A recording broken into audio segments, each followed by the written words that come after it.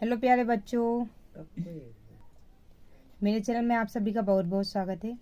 तो बच्चों, इस वीडियो में हम कक्षा 7वीं की हिंदी की बुक है जिसका पाठ 25 है यातायात सुरक्षा। इसकी क्वेश्चन आंसर हम इस वीडियो में सोल्व करेंगे।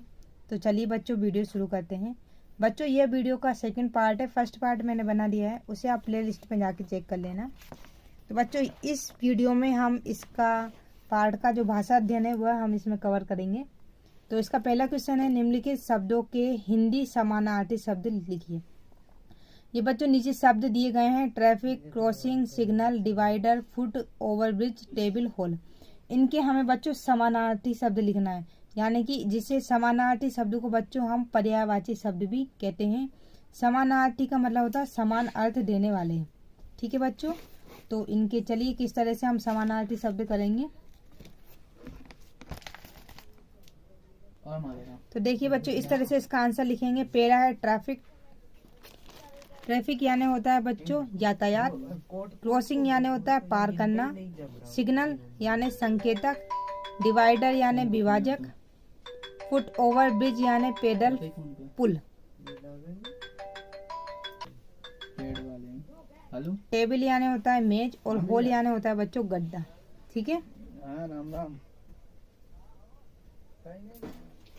क्वेश्चन नंबर 2 है बच्चों, निम्नलिखित शब्दों के अर्थ लिखकर इन्हें वाक्य में प्रयोग कीजिए। ये शब्द दिए गए हैं, पहले हमें इनके अर्थ बताने हैं, फिर उनके हमें वाक्य बनाने हैं। तो देखिए क्या दिया है, अनदेखी, हूबहू, अनजान, खूबसूरत, वाहन, सुरक्षा, संकेत, नियम। तो चलिए बच्चों, इनके अर्थ देखते हैं और इनके हम वाक्य बना लेते हैं। तो देखो बच्चों, अनदेखी। अनदेखी यानी होता है बच्चों ध्यान न देना। अपन कहते हैं ना, तू बहुत अनदेखी करने लगे हो आजकल, तो उसको बोलते हैं ध्यान न देना। तो इसका प्रयोग इस प्रकार हो जाएगा, किसी भी बात की अनदेखी हानिकारक हो सकती है। ठीक है, ये हानिकारक है। फिर आता है बच्चों दूसरे नंबर पे हूबहू। हूबहू यानी बिल्कुल एक जैसी। अपन कहते हैं बिल्कुल हूबहू ऐसी मिलती है, यानी कि बिल्कुल एक जैसी। तो इसका प्रयोग है, दोनों भाइयों की सूरत हूबहू मिलती है।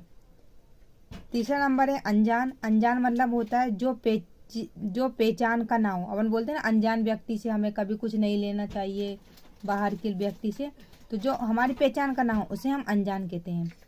तो प्रयोग हो जाएगा बच्चों, अनजान व्यक्ति से सावधान रहें।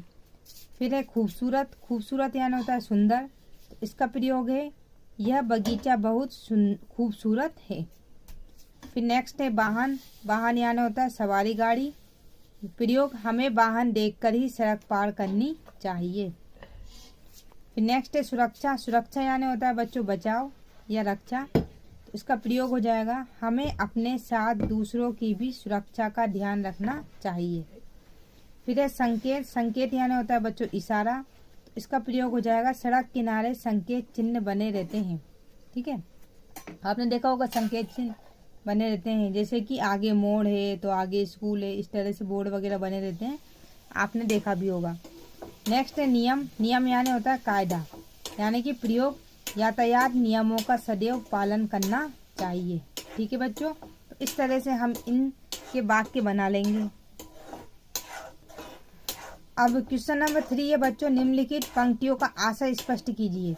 इनके बारे में आपको बताना है। ठीक है, जैसे दुर्घटना से देर भली और चपेट में आना, इसके बारे में आपको बताना है, समझाना है क्या होता है ये। तो देखिए बच्चों, पहला है दुर्घटना से देर भली। इसका उत्तर होगा, किसी कार्य में जल्दबाजी का परिणाम किसी दुर्घटना को जन्म दे सकता है। जैसे कि अगर हम जल्दी जल्दी बस या मोटरसाइकिल चलाएंगे तो वह दुर्घटना को, तेज मोटरसाइकिल चलाएंगे जल्दी के चक्कर में, तो वह दुर्घटना को जन्म दे सकता है, यानी कि हमारा एक्सीडेंट भी हो सकता है। और अतः धीरज से कार्य लें, यानी कि दुर्घटना से देर भली। फिर नेक्स्ट है चपेट में आना। चपेट में आने का मतलब होता है बच्चों किसी दुर्घटना का शिकार होना। बिना विचार के कार्य आपको किसी दुर्घटना की चपेट में ला सकता है ना। अपन बोलते ना, हम तो जा रहे थे सीधे रास्ते, लेकिन अचानक वो दूसरा उसका एक्सीडेंट के चपेट में आ गए या एक्सीडेंट के चपेट में आने से बच गए। क्वेश्चन नंबर 4 है बच्चों, संधि विच्छेद कीजिए। ये शब्द दिए गए हैं, इनकी हमें संधि विच्छेद करनी है। क्या है, विद्यालय, पुस्तकालय, विद्यार्थी, यातायात।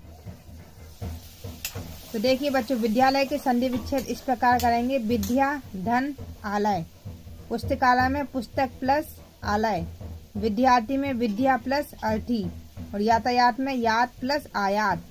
ठीक है, इस तरह से आप इसकी संधि विच्छेद कर लीजिएगा।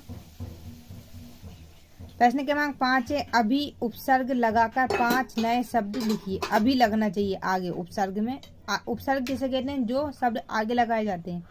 तो अभी आगे लगाना है, 5 शब्द बनाना है। जैसे अभी नंदन, अभी में नंदन जोड़ेंगे तो क्या बन जाएगा? अभिनंदन। अभी चारिका, अभिवादन, अभी में वादन जोड़ेंगे तो अभिवादन। अभिनेता, अभिलिप्त। ठीक है। प्रश्न क्रमांक 6 है बच्चों, प्रसन्नता शब्द में पूर्वक शब्दांश जोड़कर नया शब्द प्रसन्नता पूर्वक बना। यानी कि प्रसन्नता में क्या जोड़ दिया इन्होंने? पूर्वक। ठीक है, इस शब्द को जोड़ दिया और नया शब्द बन गया प्रसन्नता पूर्वक। इसी तरह से पूर्वक जोड़कर 5 नए शब्द बनाना है, मतलब पीछे आप उसमें पूर्वक आपको जोड़ना है। तो देखिए बच्चों, इस तरह से इसका आंसर करना। कुशलता पूर्वक, ये पूरा हो जाएगा। निर्भयता पूर्वक, निर्दयता पूर्वक, सहृदयता पूर्वक, सरलता पूर्वक। ठीक है। अब इस तरह से क्वेश्चन नंबर 7 है बच्चों, सड़क सुरक्षा नियम पर अपने विचार 8-10 वाक्यों में लिखिए। यानी सड़क सुरक्षा नियम पर अपने विचार लिखना है आपको और कम से कम 8-10 वाक्य बनाने हैं। तो इस तरह से आप इसको लिख लीजिएगा। तो पहला हो जाएगा बच्चों इसका नंबर 1, सड़क पर चलते समय सावधानी रखें, है ना। नंबर 2, लाइन में चलने की कोशिश करें। नंबर 3, सड़क पार करते समय दाएं बाएं अवश्य देखें कि कोई वाहन ना आ रहा हो। नंबर 4, भीड़ बड़े स्थान पर शीघ्रता ना करें, मतलब जहाँ पे सड़क हो और भीड़ ज़्यादा हो तो वहाँ पे जल्दी जल्दी ना चलें।